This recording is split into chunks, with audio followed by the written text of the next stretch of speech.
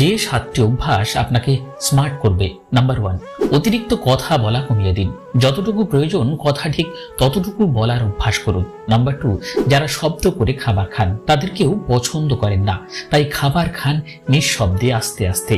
Number 3, trendy পোশাক পরা মানে স্মার্ট হওয়া নয়, পোশাকটা আদতে মানাচ্ছে কিনা সেটাই হলো আসল কথা। নাম্বার 4, হেসে সুন্দর করে কথা বলাও স্মার্টনেস, তাই বলে কথায় কথায় হো হো করে হাসবেন না, এটাও শোভন নয়, পরিমিত হাসুন।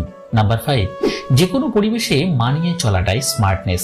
আপনার মনের অবস্থা যদি খারাপও হয়, ভালো ব্যবহার করুন সবার সাথে, অল্পতেই বিরক্ত হবেন না বা রেগে যাবেন না।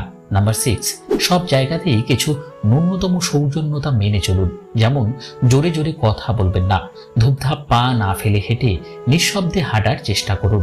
নাম্বার 7, কারো সাহায্য নেবার পর ধন্যবাদ জানান,